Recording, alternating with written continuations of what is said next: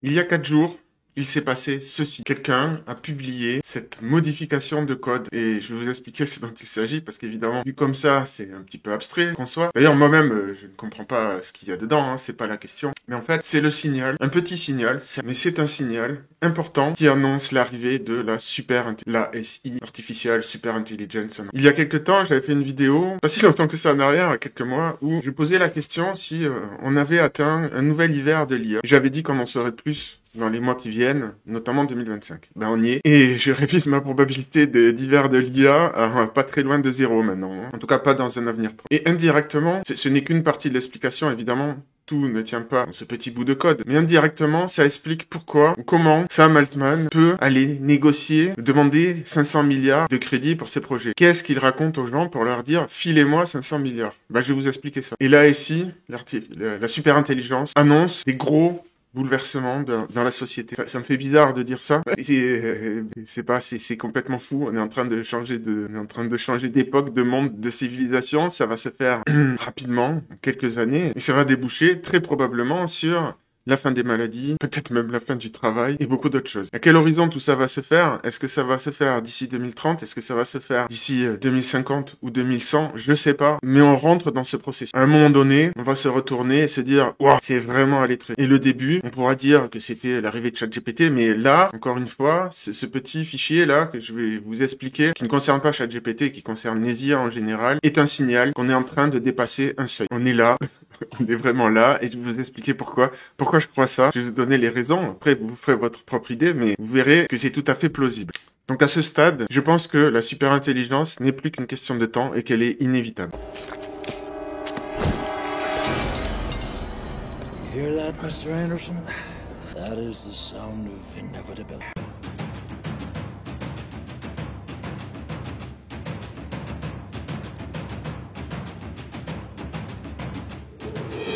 Alors d'abord, il faut que je vous explique ça. Ça va pas être très long, ne vous inquiétez pas, et ça sera pas technique. L'explication, elle est ici. Donc on est dans Llama CPP, c'est un des moteurs qui font tourner les IA. Donc, quand vous téléchargez une IA, c'est un fichier de données qui contient les poids des réseaux de neurones. Et ensuite, il y a un autre logiciel qui calcule les inférences, qui utilise ces poids pour donner les prédictions de l'IA. Donc là, on est sur l'un de ces logiciels. Et quelqu'un, alors pour ceux qui connaissent pas tout ça, vous inquiétez pas, c'est pas compliqué.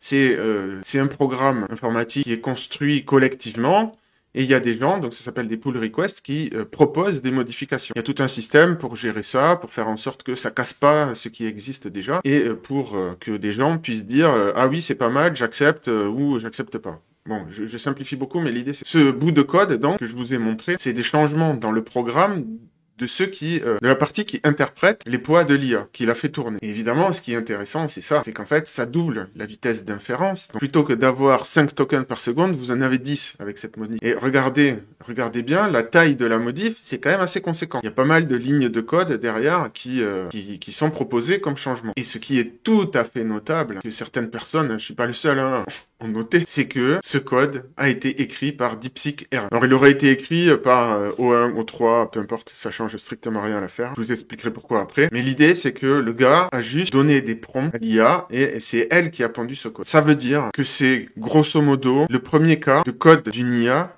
qui est modifié par une IA elle-même. Et là, je pense que vous commencez à me voir venir. Évidemment, ce n'est pas DeepSeek R1 lui-même qui a été modifié, c'est le moteur d'inférence de DeepSeek. On est d'accord. Mais ça change rien à l'affaire. Ce n'est qu'une question de temps et je vais vous expliquer ça après, avant que les prochaines générations d'IA ne se modifient elles-mêmes entièrement, pour donner des versions encore plus puissantes, bien évidemment. Et c'est ça qui va nous amener à la super IA. Et là, il faut que je fasse un petit détour pour vous expliquer la mécanique qu'il y a derrière, la mécanique systémique qu'il y a derrière. Et je vais vous montrer ce qu'est une exponentielle, vous expliquer qu'est-ce que ça vient faire là-dedans, dans cette histoire, les exponentielles, parce que c'est la clé pour comprendre tout ce dont je vous parle, sur cette chaîne d'ailleurs en général. Mais pourquoi je vous dis que Sam Altman, avec son projet Stargate, essaie de lever 500 milliards de dollars, et même plus s'il pouvait. Je vais vous expliquer qu'est-ce qu'il raconte aux investisseurs. Donc déjà, je vais vous expliquer ce qu'est l'IC, la super intelligence. Pour ça, je vais m'appuyer sur Grok. Il a donné une définition qui est très bien. La super intelligence dépasse de loin l'intelligence humaine dans tous les domaines. Et en fait, on pourrait même dire, dépasse l'intelligence collective des humains dans tous les domaines. C'est comme ça qu'on définit la superintelligence. Mais ce qui compte, c'est pas tellement cette définition, c'est comment on arrive à la superintelligence. Et la clé, en fait, elle est très simple. C'est une IA qui a une autonomie complète et qui peut s'auto-améliorer à un rythme exponentiel. À partir du moment où on a cette IA qui peut s'auto-améliorer, on est, entre guillemets, quasiment garanti d'aboutir à la superintelligence. Et donc, qu'est-ce que c'est l'intelligence artificielle générale dans cette histoire? Et ben, en fait, c'est qu'une étape. C'est une étape avant d'arriver à la superintelligence. Alors, on l'a définie comme capable d'apprendre et de comprendre comme un humain. C'est-à-dire que jusqu'à GPT-4, en gros, les IA n'étaient que des grosses mémoires. On les avait entraînés sur tout le contenu d'Internet, on leur posait des questions, elles comprenaient les questions, mais si la réponse n'était pas déjà donnée dans les données d'entraînement, elles sont incapables de la trouver. Avec les IA qui raisonnent, on commence à avoir une IA générale. C'est pas vraiment la même chose parce qu'elles n'ont pas la capacité d'apprendre en temps réel, mais on s'en rapproche fortement. Mais en fait, l'AGI, finalement, l'intelligence artificielle générale, c'est juste le moment où on arrive à cette étape où elle peut s'auto-améliorer. Puisque à partir du moment où elle atteint un niveau humain, vu que c'est nous qui avons créé l'IA, elle est capable elle-même de créer la génération suivante. C'est tout ce que ça veut dire. L'AGI, si vous voulez, c'est le bébé embryon de la super IA. Et la super IA, c'est juste le moment où on définit arbitrairement que elle s'est développée au point qu'elle a dépassé les humains dans tous les domaines. Et la clé pour comprendre ça, c'est l'exponentielle. Donc il faut que je vous explique ça, parce que ça explique pourquoi ce truc-là est important. Voici une exponentielle. C'est un logiciel sur Internet. Et ce que je vais faire, c'est que je vais zoomer ou dézoomer dessus. La caractéristique d'une exponentielle, d'un point de vue mathématique, si vous voulez, c'est que la dérivée seconde est égale à la dérivée. Ça veut dire en langage de tous les jours que l'accélération est égale à la vitesse. Ça veut dire que plus elle va vite, plus elle accélère. Et en fonction du niveau de zoom, là si je zoome beaucoup, on a l'impression qu'on est sur une ligne droite. Mais si je dézoome, si je prends du recul sur la situation, si vous voulez, regardez en quoi elle se transforme petit à petit. Une exponentielle, c'est ça. Il se passe rien, et tout d'un coup, il se passe plein de choses. Mais quand on est, si vous voulez, la tête dans le guidon, en fait, qu'on soit ici sur la courbe, peu importe où là, il se passe exactement la même chose à tout moment. C'est-à-dire que pour passer de là à là, ou pour passer de là, de là à là, ou pour passer de là à là, c'est la même chose. Je rajoute 1%, 2%. Une exponentielle, c'est tous les ans, on rajoute 1%. Ou bien, tous les 3 jours, on rajoute 5%. Peu importe. Du moment qu'il y a un rythme constant et qu'on rajoute un pourcentage constant, on est sur une exponentielle. Toute la question, c'est de savoir où on en est dans l'exponentielle. En fait, on peut pas le savoir, puisque quand on compare, mettons, si on reste sur un rythme d'un an, peu importe à l'endroit où on est, il y aura toujours 1% de plus l'année d'après. Que vous soyez à 10 000 ou que vous soyez à 10 milliards, c'est la même chose, il y a 1% de plus après. Donc, localement, d'une année sur l'autre, il ne se passe rien. Par contre, si vous regardez d'un siècle sur l'autre ou de 1000 ans sur l'autre, c'est là où vous voyez apparaître l'exponentielle, en prenant du recul. Donc ce qui est important de comprendre, c'est que à partir du moment où vous avez quelque chose qui se modifie lui-même, vous rentrez dans une exponentielle. Donc moi, quand j'ai vu ça, j'ai immédiatement compris que c'était le cas. C'est le début de l'exponentielle, si vous voulez. Ça va s'accélérer parce que après, les IA vont écrire de plus en plus de code, de leur propre code. Et ça me parle parce que quand j'ai démarré l'informatique, de suite après que j'ai appris à écrire mes premiers programmes, ce que j'ai fait immédiatement au suivant, c'était écrire des programmes qui modifiaient d'autres programmes, puis des programmes qui se modifiaient eux-mêmes.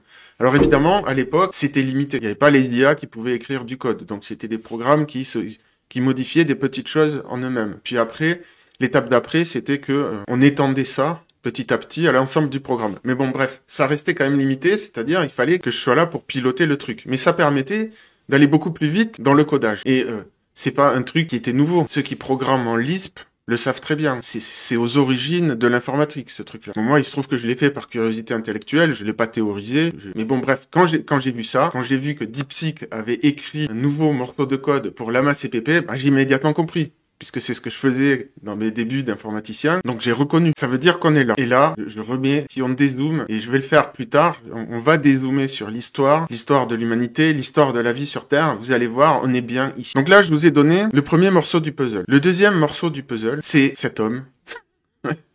Qu'est-ce qu'il y a à vivre? L'année dernière, il y a eu beaucoup de remous chez OpenAI. Une grande partie de l'équipe est partie, j'en ai parlé, suite aux mensonges, aux manipulations, à la roublardise de Sam Altman. Mais dans le lot, il y a une personne qui est partie, et ça a fait grand bruit, c'est lui. Il y a Sutskever, qui était l'architecte de GP4. GPT-4, le concepteur si vous, le papa. Et le début de l'affaire, c'est cette interview, c'est quand Lex Fridman, donc un intervieweur ancien du MIT, très très connu, qui interviewe des gens dans tous les domaines, mais notamment la technologie, qui demande à Sam Altman qu'est-ce qu'il a vu, est-ce qu'il a vu l'AGI. Vous voyez là, ça parle de l'AGI, et Sam Altman répond, Ilya n'a pas vu l'AGI. Alors, factuellement, ou disons rigoureusement, il ne ment pas. Mais je vais vous démontrer que en tout cas, il y a des raisons de penser que, si, il a bien menti, mais il a menti de manière habile, c'est-à-dire il a menti sans mentir. Est-ce que Ilya et lui ont vu l'AGI? Bah non, parce que l'AGI n'était pas encore là, mais ils ont vu le chemin qui menait à l'AGI. Donc en fait, c'est la même chose. Et c'est pour ça que Ilya est parti, parce que juste après, qu'est-ce qu'il a fait, Ilya? Il a fondé sa propre compagnie, société. Il a levé $1 milliard. Bon, c'est pas beaucoup dans ce domaine, mais bon, voilà, c'est pas mal. C'est surtout des coûts d'entraînement des IA. Pour fonder donc SSI, Safe Super Intelligence, donc la super intelligence sécurisée. Et il a écrit ce tweet, et tout le monde a compris. La montagne est identifiée, il est temps de la gravir. Il parle de la super intelligence. Bien évidemment. Et comme je vous l'ai dit, l'AGI n'est qu'une étape vers la super intelligence. Et c'est bien ça qu'ils ont vu, et je vais vous le démontrer tout de suite. Il s'est passé quelque chose quand ils sont passés de GPT-4 à GPT-O1 qui menait à ça, un grand moment. C'est-à-dire, ils ont réalisé tout d'un coup que quand les IA commençaient à raisonner, on arrivait au moment fatidique où on était capable de faire en sorte que les IA parviennent à s'améliorer elles-mêmes. Donc forcément, à partir de là, tout a changé. Et c'est bien, bel et bien de ça qu'il y a parle dans certains de ses talks. Donc là, il parle pas des IA, mais il parle de la loi de la scalabilité. Comment on pourrait traduire ça en français? La loi de la taille. C'est pas exactement ça, mais la loi de l'échelle. Ouais, voilà. Donc là, ici, c'est une loi de l'échelle qui relie sur une échelle logarithmique, mais peu importe, ça change pas grand-chose, la taille du cerveau à la taille du corps. Ce qu'on voit, c'est trois droites, une ici, une deuxième là et une troisième là. Ce que montre cette droite, c'est que la taille du cerveau donc augmente avec la taille de l'animal, mais que la pente de la droite, de façon linéaire, pardon, et que la pente de la droite augmente avec les espèces petit à petit. Là, on est avec les mammifères, ici, on est avec les primates, donc on voit que la droite augmente un peu plus, et ici, on est avec les humains. On voit que la droite est encore plus penchée. Ça veut dire que la taille du cerveau des humains croît plus rapidement qu'elle ne le fait comparativement à la taille de son corps que pour les autres espèces. Et ça, c'est donc une loi d'échelle qui montre que proportionnellement à la taille de notre corps, on a plus d'intelligence. Donc si vous voulez, la baleine, elle a un cerveau plus gros que nous, mais son cerveau n'est pas forcément plus intelligent parce que en fait, il doit gérer un corps plus gros. Par contre, nous, en densité, on a plus de neurones par rapport à la taille de notre corps. Donc ça, c'est une loi d'échelle. Bon, ok, vous allez me dire, mais pourquoi il nous raconte ça? Alors ça, c'est un slide d'Ilya, c'est pas marqué là, mais... Si, c'est marqué là, pardon. Pourquoi il nous raconte ça? Parce que, en fait, la question qu'on se pose, c'est est-ce que une IA devient plus intelligente si elle devient plus grosse? Ou est-ce que elle a juste plus de mémoire, mais pas plus d'intelligence? Bon, et ben, c'est ce qu'on va voir maintenant. Et évidemment, vous vous doutez, la réponse est oui, dans une certaine mesure. Donc ça, c'est ce qu'on a découvert avec O1. Donc O1, pour ceux qui savent pas, c'est un modèle qui raisonne. C'est-à-dire, on l'a entraîné comme les autres IA, sauf que, en plus, on a rajouté une couche où on l'entraîne avec des raisonnements, explicitement.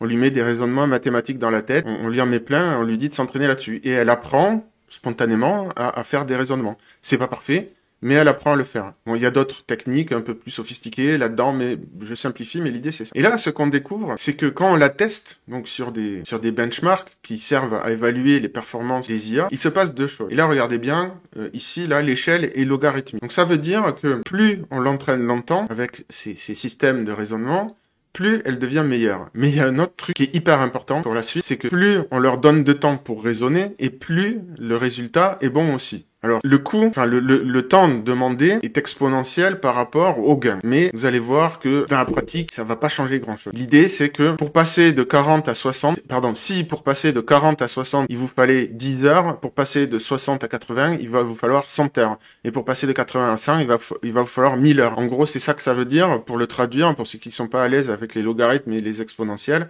C'est ça que ça signifie. Bon, et maintenant, je vous donne la dernière pièce du puzzle. Elle est ici. Elle tient en un mot, distill. La distillation. Qu'est-ce que c'est la distillation? Ça consiste à prendre un grand modèle, à lui faire produire des données synthétiques, donc, qui vont servir à entraîner un nouveau modèle, plus petit. L'idée, c'est que, si vous voulez, en quelque sorte, le grand modèle, lui-même vient d'une distillation du modèle humain, de la connaissance humaine, donc de ce qu'on a stocké sur Internet. Donc maintenant, je vous ai donné tous les éléments, on va les rassembler. Et je vais vous expliquer le poteau rose, la clé. Je sais pas si c'est ça que Sam Altman utilise pour aller réclamer ses 500 milliards, mais c'est quelque chose comme ça. C'est avec ça qu'il va les voir et qu'il leur dit, c'est maintenant ou jamais. Si c'est pas vous qui investissez, ça sera d'autres. Et vous allez louper le coche parce que derrière, il y a la super IA, derrière, il y a la fin des maladies, peut-être du travail, et etc. Donc des profits absolument colossaux du point de vue capitaliste. C'est pour ça que l'IA est inévitable, parce que nous sommes dans un système capitaliste, mais même si c'était pas capitaliste, il y aurait un système de concurrence, ça changerait pas grand-chose.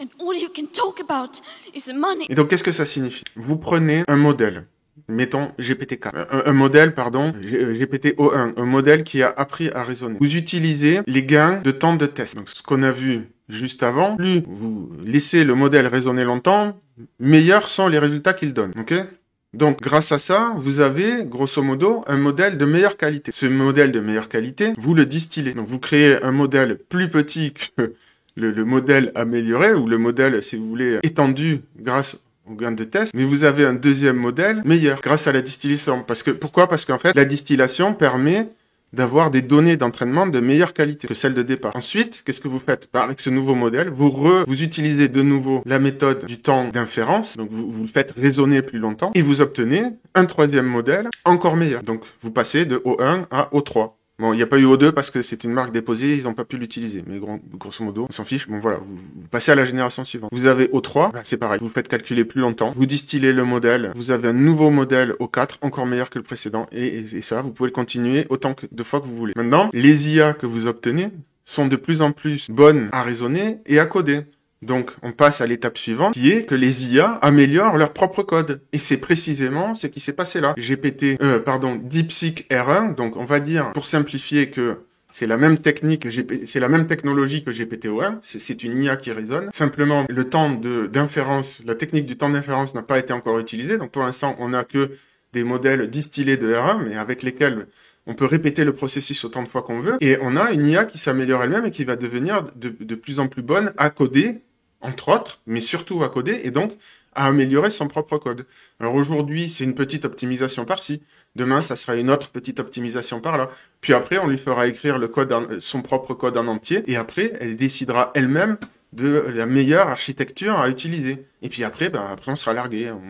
On surmettra peut-être ce qu'elles font, on essaiera de comprendre, on passera du temps à relire leurs trucs. Ah ouais, pourquoi ça marche? On verra bien qu'elles sont de plus en plus efficaces. Mais à un moment donné, on sera largué. Donc, qu'est-ce qu'il a vu? Il a vu la super intelligence artificielle.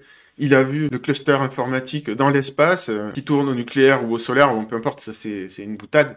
Mais l'idée, c'est qu'il a vu ça. Et ce n'est pas moi qui invente, c'est lui qui le dit. C'est ça qu'il a vu. Il l'a vu parce qu'il était aux premières loges, il l'a vu quelques mois avant les autres. Bon voilà, moi j'arrive juste un peu plus tard, je vous décode le truc. Donc quand Sam Altman dit qu'il n'a pas vu la GI, yeah, bah ouais, ouais bien sûr, on te croit. Donc là je vais récapituler pour ceux dans le fond qui suivent rien. Je vais vous le faire en version simplifiée. Donc ça commence là, dans les années, disons, 50-60, un petit peu avant les premiers travaux sur l'IA. Les chercheurs commencent à réfléchir à tout ça. Ensuite, il y a eu plusieurs phases, mais bon, grosso modo, ils font des trucs, mais ça foire. C'est ce qu'on a appelé les premiers, deuxième, je sais plus, troisième hiver de l'IA. Je sais plus combien il y en a, peu importe. Ensuite, on arrive au moment GPT-3, GPT-3.5. Là, on a la première IA qui commence à fonctionner pour de vrai, qui est utilisable par le grand public. À partir de là, évidemment, qu'est-ce qui se passe? Tout le monde se dit, ah génial, je vais faire ma propre IA, je vais reproduire ce qu'ils ont fait. Tout le monde a emboîté le pas. Surtout que le domaine de l'IA, c'est un champ de recherche. C'est pas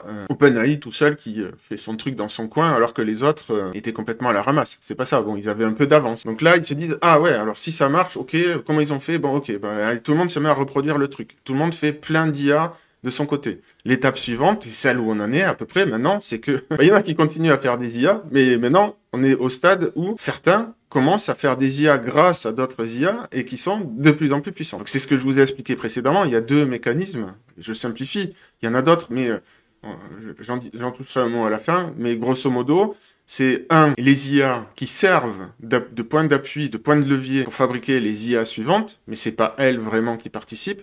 Mais maintenant, il y a aussi, donc, et c'est finalement le point de départ de cette vidéo, c'est ça, c'est que maintenant, pour la première fois, on a une IA qui participe à son propre code. On atteint ce stade-là.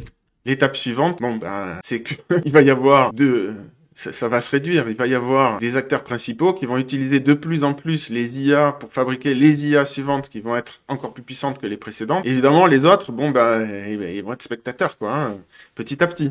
Et l'étape d'après, c'est ça la super IA, c'est que les humains, ils sont juste spectateurs et que c'est les IA qui fabriquent les prochaines IA de plus en plus puissantes. Voilà où on en est. On est ici, à cette étape-là. Et les étapes suivantes sont inévitables, encore une fois.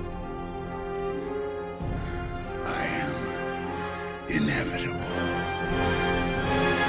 Vous pouvez prendre comme vous voulez, ça n'y changera pas grand-chose. Donc là, maintenant, on en est là, on est sur l'exponentielle. Et un graphe parmi d'autres qui le démontre, c'est celui-ci. Donc c'est les résultats des différentes générations de GPT au test ARC AGI. C'est un test qui vise à déterminer les capacités de généralisation d'une IA. En gros, c'est qu'on se rapproche du niveau humain. Et là, O3 dépasse le niveau humain qui est à peu près ici, là, autour de 84. Donc est-ce que c'est l'AGI ou pas? Bon, elle n'a pas la capacité encore d'apprendre en direct, comme je le disais tout à l'heure, mais en termes de raisonnement, oui, largement, dans la mesure en plus où maintenant elle est capable d'aider des doctorants. Donc elle est même, puisqu'elle a accès à toutes les connaissances de l'humanité quasiment. Donc est-ce que c'est l'AGI ou pas, je sais pas, mais bon, moi ça me dépasse. Elle me dépasse moi en termes de raisonnement. Alors elle peut peut-être pas l'appliquer sur de l'audio, sur de la vidéo ou d'autres choses, je sais pas trop. Mais bon, en termes de concepts, de raisonnement sur des concepts abstraits, pour moi, elle est au-dessus de l'humain même. Mais le truc, c'est que ça va pas s'arrêter là. On va continuer, on va distiller. Donc distiller, ça veut dire aussi que l'IA tourne plus rapidement et on va utiliser ensuite le temps d'inférence, comme je vous l'ai expliqué, pour continuer à augmenter les performances. Et tout ça démontre qu'on est bel et bien sur une loi exponentielle et on le voit sur les différents tests et les différentes IA, ça va de plus en plus. On est sur le point de bascule. Au point que on vit une époque vraiment incroyable. Hein. Au point que, en fait, les tests saturent, comme on dit. On n'arrive plus à faire des tests suffisants pour déterminer les capacités des IA, donc au point que l'humanité est en train d'élaborer son dernier test, c'est-à-dire on met tout ce qu'il y a de plus difficile, tout ce qu'on sait pas résoudre, on le met dedans, parce qu'évidemment, on pourrait poser à l'IA des questions, des problèmes auxquels on n'a pas les réponses, du genre résoudre unifier les forces de la physique, mais c'est pas dit qu'on comprenne la réponse. Donc en tout cas pour les tester, il faut le faire par rapport à ce qu'on connaît déjà. Et là, on commence à arriver à la limite de ce truc-là. Donc voilà, il y a une initiative qui est sortie pour élaborer le dernier test de l'humanité. Alors c'est un peu un effet d'annonce, évidemment, mais n'empêche, ça commence à devenir, ça va très vite et ça commence à devenir difficile à suivre tout ça. Ok, donc maintenant, quelles sont les prochaines étapes de ces histoires? Donc là, on vient de franchir, même si c'est modeste pour l'instant, la partie où les IA s'optimisent elles-mêmes. Les prochaines étapes, c'est que les IA donc vont elles-mêmes décider de leur prochaine architecture. Alors pour l'instant, on est toujours dans la boucle, nous les humains, mais petit à petit, elles vont devenir de plus en plus autonomes. Hein. Puis, elles vont participer, c'est déjà le cas, mais elles vont devenir autonomes aussi là-dessus, elles vont participer à la création des futures puces sur lesquelles elles vont tourner. Est-ce que ça sera des puces thermiques, des puces optiques, des puces réversibles? Il y a plein de pistes pour aller beaucoup plus loin que ce qu'on sait faire aujourd'hui. On utilise déjà les ordinateurs pour ça, mais là, maintenant, on va utiliser aussi les IA. Et c'est déjà le cas. Elles sont utilisées pour optimiser les futures puces. Puis, une autre étape, ça va être les IA physiques. Pour l'instant, c'est une grosse limitation. Elles savent gérer du texte, des images, du son, mais elles savent pas encore bouger des robots. Et ça, c'est un ordre de grandeur plus difficile que ce qu'on fait actuellement. Et les étapes de l'autonomie, dans tous ces domaines, ça va se faire en parallèle. C'est qu'elles deviennent des agents. Donc ça, vous avez compris, OpenAI en est à cette phase. Au départ, on a des agents simples. Alors c'est les tâches, puis on a les opérateurs qui sont capables d'aller manipuler des sites web, mais ça pourrait être n'importe quoi dans l'absolu. Ce qu'a fait Claude, c'est de manipuler votre ordinateur. Donc, pour l'instant, c'est balbutiant, c'est presque un peu gadget. Mais quand vous mettez tout bout à bout, d'ici 2-3 ans, on aura une nouvelle couche au-dessus des ordinateurs actuels qui fera que on manipulera on ne manipulera plus les ordinateurs directement comme on le faisait avant, on posera des questions aux IA et feront les choses pour nous. Et ensuite, la troisième étape, ce sont les innovateurs. Donc pour l'instant, les IA sont pas très bonnes et savent, si on a résolu un problème, elles savent nous le dire, ce qui permet une circulation de la connaissance sans précédent envers nous, les humains. Mais par contre, créer des nouvelles connaissances, elles sont pas très bonnes. Résoudre des problèmes qu'on n'a pas déjà résolus nous, elles sont pas très bonnes. Mais avec les IA qui raisonnent, C'est bien ça le but, et on s'en rapproche. Je vous ai montré comment on va y arriver avec ce processus de distillation consécutive à des gains de temps d'inférence. Donc maintenant, avant de conclure, je vais dézoomer encore un peu sur la situation actuelle. Pour comprendre ce qui se passe, il faut à la fois, un peu comme Sherlock Holmes, savoir interpréter les micro-signaux, comme une enquête où on cherche les petites nouveautés, ou les petites anomalies, mais il faut aussi savoir dézoomer pour savoir où on en est là sur l'exponentielle. Est-ce qu'on est ici ou est-ce qu'on est là? Alors, je fais une micro-parenthèse qui n'a aucune incidence, c'est juste pour ceux qui seraient un peu tatillons. Donc, on n'est pas vraiment en vrai dans une exponentielle, on est dans des séries de courbes en S qui peuvent elles-mêmes faire partie d'une courbe en S plus grande ou qui peuvent elles-mêmes s'organiser pour faire une exponentielle. C'est-à-dire que là, en fait, ce qu'on voit quand on dit zoom, c'est une exponentielle, mais en vrai, on a des séries de courbes en S. Bon là, ce que j'ai dit, tout le monde va pas comprendre, c'est pas grave. J'insiste pas là-dessus, c'est juste une petite parenthèse. Ce que je veux vous montrer, c'est ça. Qu'en fait, l'exponentielle, elle a pas démarré avec les IA, elle a pas démarré avec la révolution industrielle, elle a pas démarré avec l'agriculture. En fait, l'exponentielle, c'est la vie. La vie est exponentielle. L'ADN est exponentiel.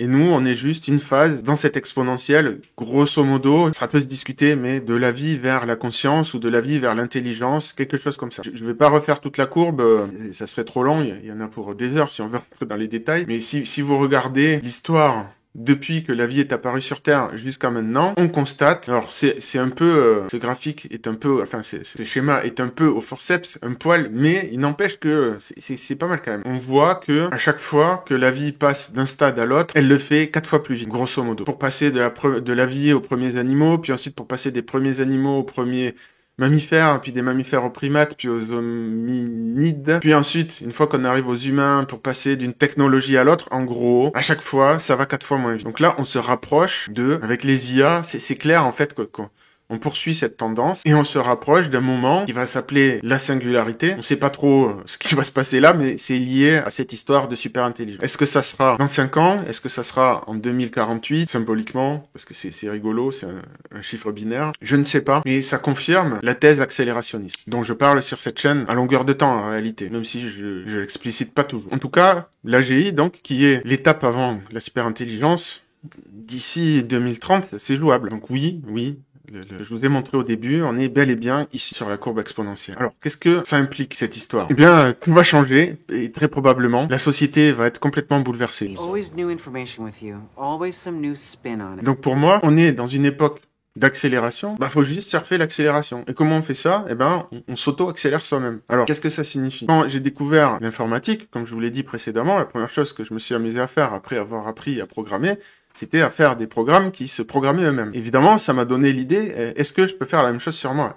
Est-ce que moi, en tant qu'humain, je peux m'améliorer moi-même? Est-ce que je peux, j'appelais ça à l'époque, auto-évoluer, ou auto-accélérer, ou m'auto-améliorer? Bon, c'est des mots différents pour la même chose. Bah oui, en fait, à l'époque, j'ai fait ça à travers le yoga, un peu en tâtonnant. Aujourd'hui, je ferai ça à travers les sciences cognitives et ça va s'appeler la métacognition, donc la cognition appliquée à la cognition. Et je vais vous expliquer concrètement qu'est-ce que ça veut dire. Une exponentielle, c'est quoi? C'est un truc qui s'accélère lui-même, un truc qui agit sur lui-même, un truc qui se modifie lui-même. C'est une boucle de rétroaction positive, en systémique, on appelle ça. On peut faire ça sur les humains. Pas à la même échelle qu'une IA, on a des limites biologiques, mais on peut faire ça quand même. Et on peut faire ça à une assez grande échelle quand même. Et même, en fait, vous allez voir que potentiellement, il n'y a peut-être pas vraiment non plus de limite à ça. Mais bref, ce qu'on peut faire déjà, c'est apprendre à apprendre. Voilà. Là, on est dans une chose qui est exponentielle, une chose qui s'applique à elle-même. Dès qu'il y a ça, vous avez une exponentielle derrière. On peut, et ça c'est la clé de la méditation, porter son attention sur son attention. Alors ça c'est une des choses les plus puissantes qui existent sur l'esprit humain, quand vous développez cette capacité-là. Ensuite, vous avez l'habitude de l'habitude. Donc, avoir l'habitude de prendre des bonnes habitudes. Et ça aussi, ça a un effet cumulatif à la longue. Encore une fois, on est dans une exponentielle. Une autre application, c'est penser à penser. Alors, là, dit comme ça peut paraître un peu jeu de mots. Mais non, en fait, penser à penser, c'est quoi? C'est la philosophie. C'est aussi la rhétorique. Donc derrière, il y a beaucoup de choses. Quand je vous dis que ça débouche sur un progrès exponentiel, ce ne sont pas que des mots. Ça se fait pas forcément que à l'échelle humaine. Ça peut se faire à l'échelle de plusieurs générations. Mais peu importe, le truc est là. Donc en fait, là, quand vous bidouillez oublier toute cette partie-là, apprendre à apprendre, l'attention, les habitudes, des habitudes, penser à penser.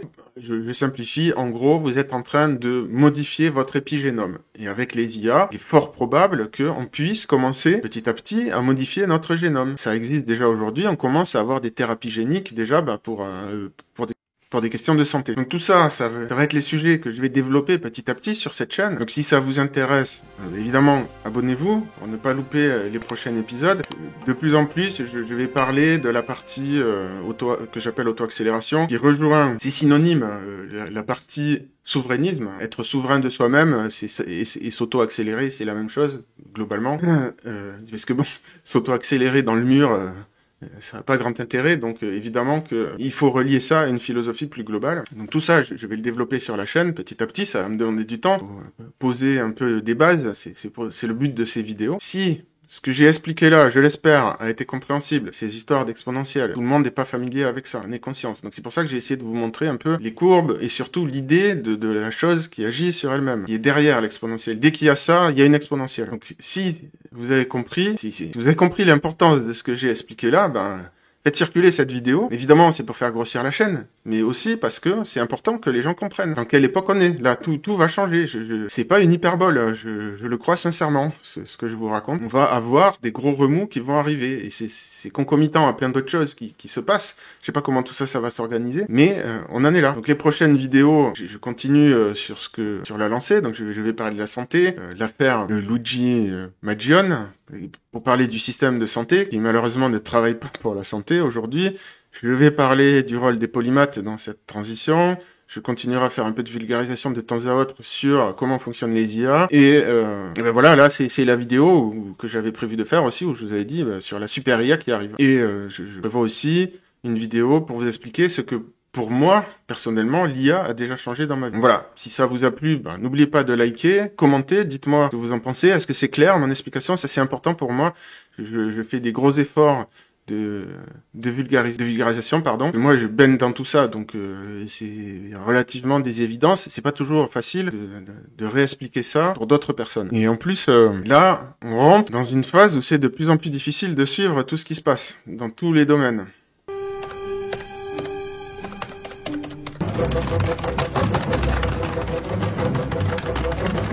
Donc c'est important d'avoir des clés de compréhension, je pense, pour pas être submergé. C'est ce que j'ai essayé de vous donner à travers ces vidéos.